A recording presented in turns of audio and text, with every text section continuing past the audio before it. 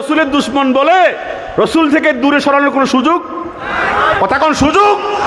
বিশ্ববিখ্যাত মুহাদ্দিস ইমাম বাজ্জার ৫ লক্ষ হাদিসের হাফেজ, তিনি তার মুসনাদ গ্রন্থের পঞ্চম খণ্ডে হাদিস রওয়ায়াত করেছেন। নুরউদ্দিন হাইসামি মাজমাউজ জাওয়ায়েদ ওয়া মানবাউল ফাওয়ায়েদের ৭ম খণ্ডে লিখেছেন, ওয়া রিজালুহু সিকাতুন, হাদিসের ৭ জন বর্ণনাকারী সবাই সিকা, সকলে নির্ভরযোগ্য বিশ্বস্ত। হাদিসটা বিশুদ্ধ।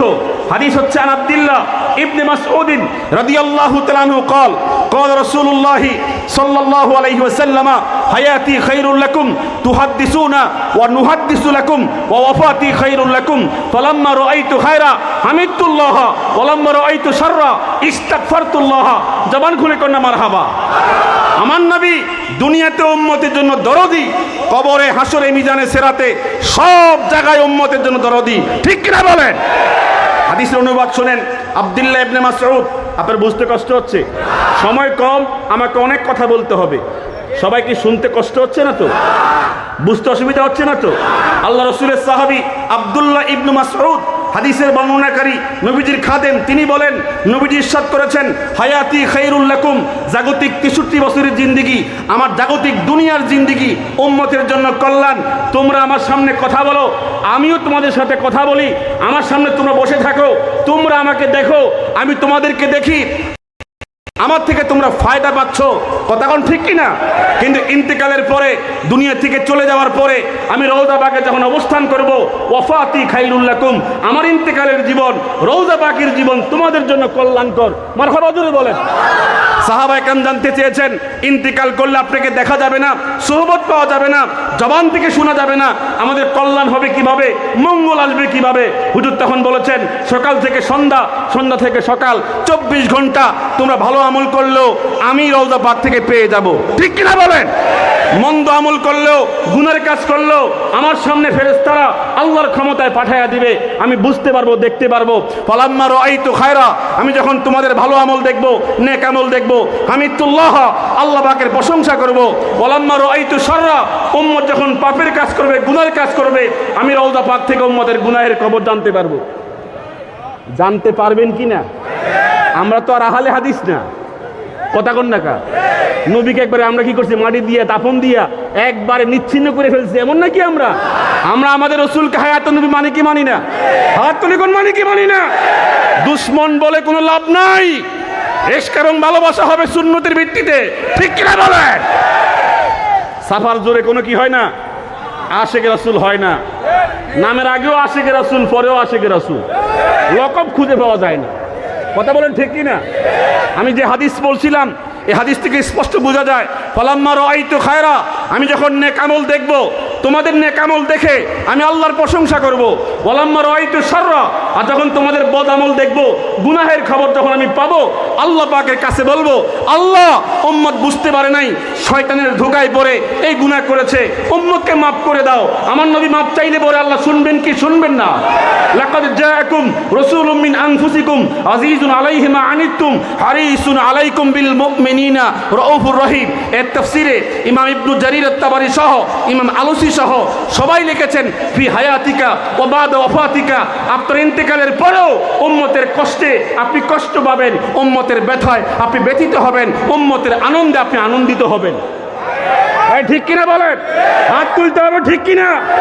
যারা বলে হুজুরের শান আমরা কমাইতে চাই, আমরা কমাইতে চাই না, ঠিক কিনা বলে? যতটুকু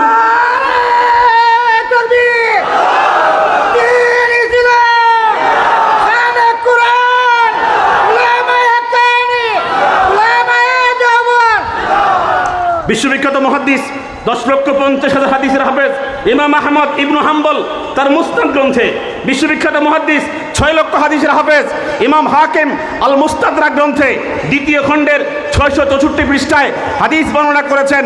আন উমর আব্দুল খাত্তাব রাদিয়াল্লাহু তাআলা আনহু قال قال رسول الله সাল্লাল্লাহু আলাইহি ওয়াসাল্লাম লাম্মা ইকতারাবা আদম ওয়াল খাতিয়াতা قال يا ربي اسالك بجاه محمد قال يا ادم كيف عرفت محمدا قال يا ربي لما خلقتني ونفخت في روحي رفعت راسي فرأيت مكتوبا في العرش لا اله الا الله محمد رسول الله يا ربي انك لم تدم باسمك الا حب الخلق اليك قال يا ادم قد صدقت لولا محمد لما خلقتك জবান খুলে কোন মারহাবা।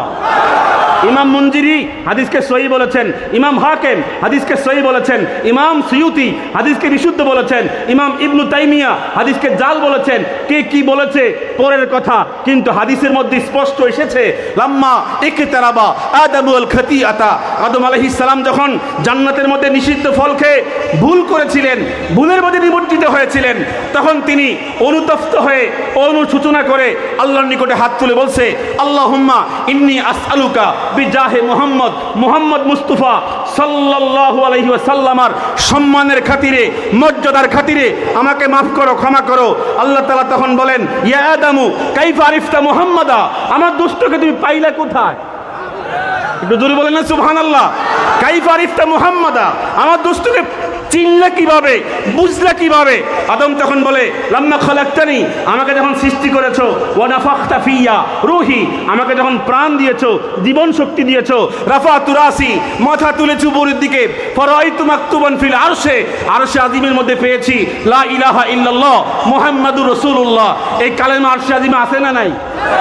আমাদের ভাইয়েরা কেউ কেউ বলে এই কালেমায় তৈবা বাতিল কালেমা, বানোয়াট কালেমা, জাল কালেমা, এই কথাকে মেনে নেওয়া যায়? হাত তুলে কোন মেনে নেওয়া যায়? ওরা বাতিল বলে কি বাতিল হয়ে যাবে? তখন আদম বলে আমাকে যখন সৃষ্টি করেছেন, মাথা তুলেছি উপরের দিকে, আমি আরশের গায়ে পেয়েছি লা ইলাহা ইল্লাল্লাহ মুহাম্মাদুর রাসূলুল্লাহ। ইয়া রাব্বি ইন্নাকা লাম তাদুম্মা বিইসমিকা ইল্লা হাব্বাল খালকি ইলাইকা, তোমার নাম তো লা ইলাহা ইল্লাল্লাহ, তোমার নামের পরে তো মুহাম্মাদুর রাসূলুল্লাহ। তুমি যে মুহাম্মদকে তোমার নামের পাশাপাশি একত্রে লেগে রেখেছো, কোনো রকমের ফাসলা নাই, কোনো পার্থক্যের কোনো শব্দ নাই। কথা কোন ঠিক কিনা? আমার তো মনে হচ্ছে এই মুহাম্মদ তোমার আদরের, তোমার সবচেয়ে প্রিয় সৃষ্টি। আল্লাহ তাআলা তখন বলেন ইয়া আদামু কাদ সাদাক্তা, তুমি ঠিক বলেছো, সত্য বলেছো, লাউলা মুহাম্মাদুন লামা খালাকতুকা, আমার দোস্তকে না বানালে তোকে সৃষ্টি করতাম না। ঠিক কিনা বলেন? এরা নাকি দেওবন্দের আলেমরা মানে না।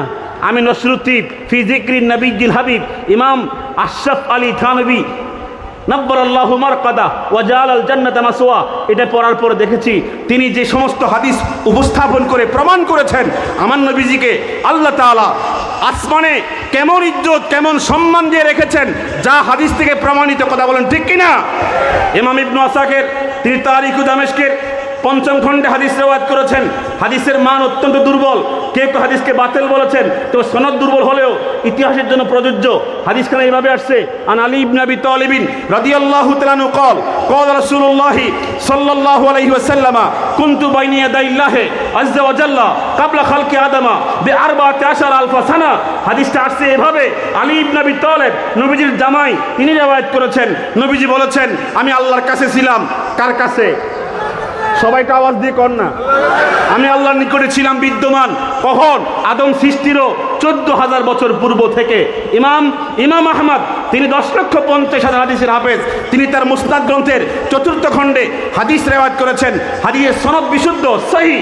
হাদিস হচ্ছে এভাবে আন মাইসরাতাল ফাজরে রাদিয়াল্লাহু তাআলা আনহু قال قال رسول الله قيل يا رسول الله متى كنت نبيا, হুজুরকে প্রশ্ন করা হয়েছে আপনি কখন থেকে নবী ছিলেন, কখন থেকে আপনি নবী ছিলেন? হুজুর তখন জবাব দিয়েছেন কুনতু নাবিয়্যান ওয়া আদামু বাইনার রূহি ওয়াল জাসাদে, আমি তোমাদের নবী ছিলাম আল্লাহর সামনে ওই সময় থেকে যখন আদমের রূহ ছিল এক জায়গায়, জেসেম ছিল আরেক জায়গায়, দেহ ছিল আরেক জায়গায়, তারও বহু আগে আমি আল্লাহর সামনে তোমাদের নবী ছিলাম।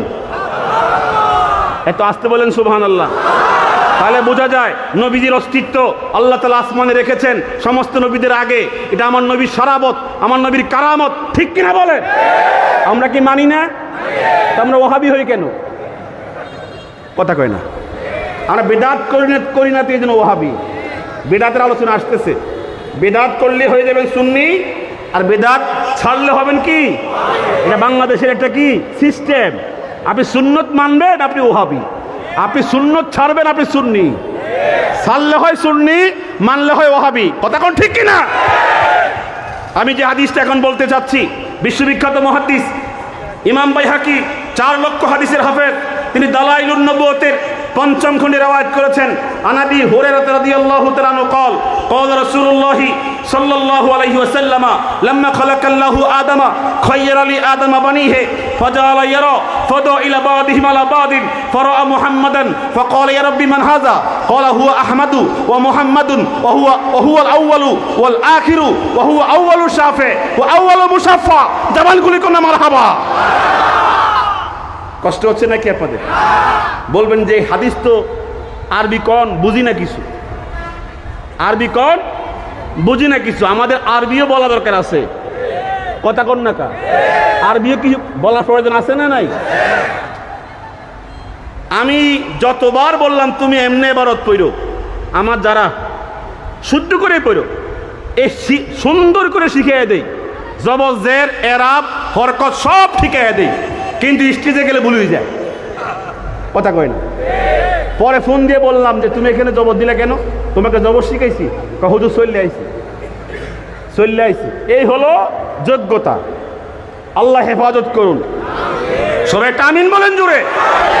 হাদিসটা হচ্ছে নবীজির সাহাবী আবু হুরায়রা হাদিসের বর্ণনাকারী, তিনি বলেন নবীজি ইরশাদ করেছেন লাম্মা খালাকাল্লাহু আদামা, আল্লাহ পাক যখন আদমকে সৃষ্টি করলেন, খায়্যারা লি আদামা বানিহে, আদমকে সুযোগ দিয়েছেন তার সন্তানদেরকে এক নজর দেখার জন্য জান্নাতের মধ্যে। আদম তখন তাকায়া দেখে ডান দিকে সব জান্নাতি, বাম দিকে সব কি জাহান্নামী। আমাদেরকে দেখার জন্য সুযোগ দিয়েছিলেন। তখন আদম দেখে মুহাম্মদ বলি সাল্লাল্লাহু আলাইহি ওয়াসাল্লাম অত্যন্ত সম্মানের সাথে, অত্যন্ত ইজ্জতের সাথে মুহাম্মদকে দেখলেন। হযরত আদম বলেন ইয়া রাব্বি মান হাযা, এই মুহাম্মদ এত সম্মানের, এত মর্যাদার, এই মুহাম্মদটা কে? আল্লাহ পাক বলেন হুয়া আহমদ, এটা আমার আহমদ, এটা আমার মুহাম্মদ, এটা আমার প্রথম, এটা আমার শেষ। এত আসতে বলেন সুবহানাল্লাহ। এটা আমার প্রথম, এটা আমার শেষ। এটা হাসরের মাঠে প্রথম সুপারিশকারী হবেন, আবার হাসরের মাঠে তার সুপারিশ আমার কাছে প্রথম মঞ্জুর হয়ে যাবে। জবান খুলে কোন মারহাবা।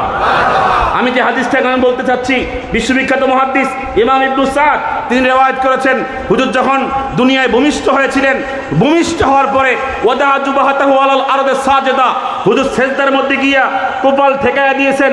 সেজদার মধ্যে গিয়ে কপাল ঠেকায়া সেজদার মধ্যে গিয়ে পড়ছেন আল্লাহু আকবার কাবীরা আলহামদুলিল্লাহি কাসীরা।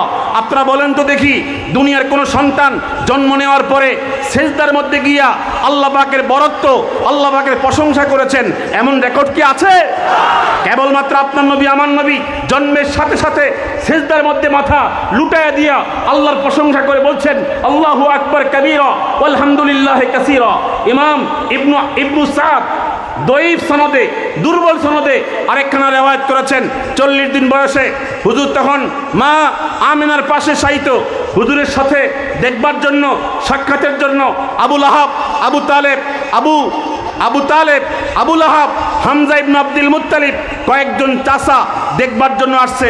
আমার নবী তখন মায়ের সাথে শুয়ে আছেন, পূর্ণিমার চাঁদের সাথে মুস্কি মুস্কি হাসতেছেন। মারহাবা, একটু জোরে বলেন। আবু লাহাব বলছে, হে আবু লাহাব বলছে, ভাতিজা মুহাম্মদ আকাশের দিকে তাকায় আছে।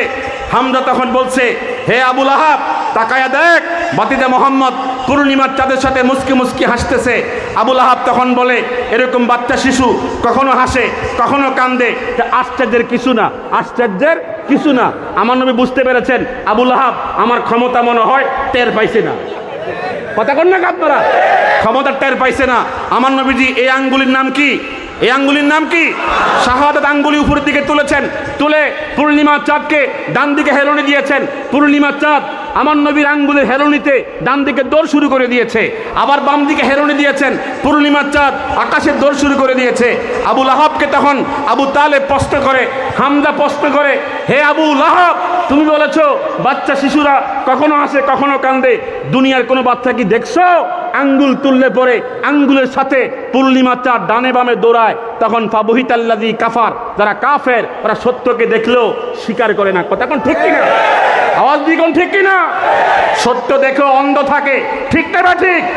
এই বক্তব্য শুনবার পরে এখানে কথা